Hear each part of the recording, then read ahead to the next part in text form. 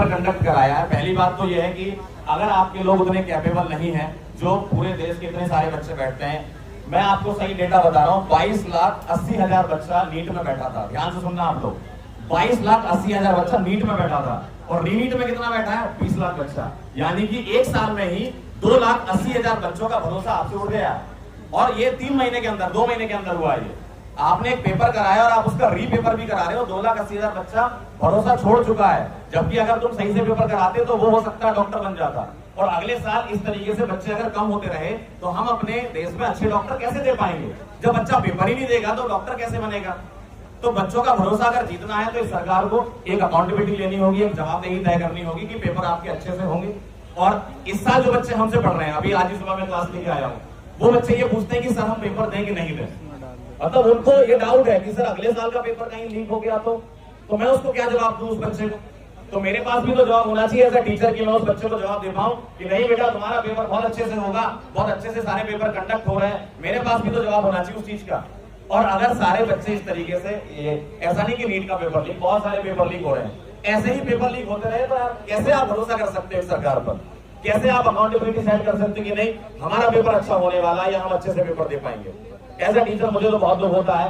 आप लोगों को भी इतना दुख होना चाहिए कि भाई आप अपनी आवाज उठाओ। बहुत अच्छी बात है, काफी लोग यहाँ पर आए हुए हैं, है ना। आप अपनी आवाज बुलंद रखें। 20 तारीख को यहाँ से सीधे संसद भवन की तरफ जा रहे हैं। क्यों? क्योंकि वो लोग हमारी बात सुन ही नहीं रहे। यहाँ पर सोनम सर बैठे हुए हैं। सोनम सर पिछले 19 दिन से हंगर स्ट्राइक पर हैं। अगर एक दिन इनको खाना नहीं मिलेगा ना तो रोने लगेंगे। ये इंसान 19 दिन से यहाँ पर बैठा हुआ है।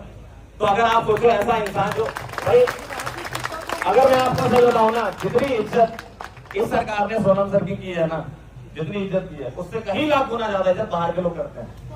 बाहर के लोग बुलाते हैं इनको, बाहर के लोग इनको अवार्ड देते हैं और हम इनको पहचान नहीं पा रहे हैं। भाई आपके घर में ही कोई हीरा छुपा हुआ है, आप कह रहे हो हम तो बाहर से हीरा लेके आएंगे। कहां से हीरा लेके आएंगे? हीरा तो ये है आपके पास, इनको ही बचा लो, इनको ही बचा लो। मैं कह रहा हूं अगर ये जीवित रहे तो हमारे लिए बहुत अच्छा काम कर ले जाएंगे, क्योंकि इनके पास वो स्किल है। साइंटिस्ट है यार, साइंटिस्ट होना कोई आसान बात नहीं होती है।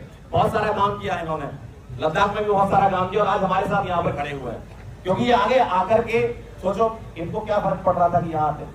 और लोग बोलते हैं कि इनको सत्ता का लालच, काय का लालच है भाई? सत्ता चाहिए होती सर कब का ले लेते, अपनी खुद की सत्ता बना लेते। सर बात कर रहे हैं व्यवस्था परिवर्तन की, सर बात कर रहे हैं आप लोगों की, हम लोगों की, हमारे परिवार की, हमारे बच्चों की, इस देश की। तो अगर ये सब बातों के लिए ये यहाँ पर आ सकते हैं तो हम लोग क्यों इकट्ठे नहीं हो सकते? और डिजिटल माध्यम से जितने लोग देख रहे हैं, मैं ये चाहता हूं कि वो जहां भी हो 20 तारीख को प्रोटेस्ट स्टार्ट कर दें। जहां भी हो आप, जरूरी नहीं है कि आप यहाँ आए, आप जिस भी शहर में बैठे हो, जिस गांव में बैठे हो, आप वहां प्रोटेस्ट करिए। जरूरी है चीज भाई, ये हमारे लिए हो रहा है। अगर हम ये चीज नहीं करेंगे ना तो भाई बहुत कुछ गलत हो जाएगा हम लोगों के साथ। और ये एक ऐसा मौका हमारे पास है कि जो हम सही चीज कर सकते हैं। हमारे पास यही मौका है, इसके बाद आपको दूसरा मौका नहीं मिलेगा। ठीक है, बहुत बहुत धन्यवाद। जय हिंद, जय भारत।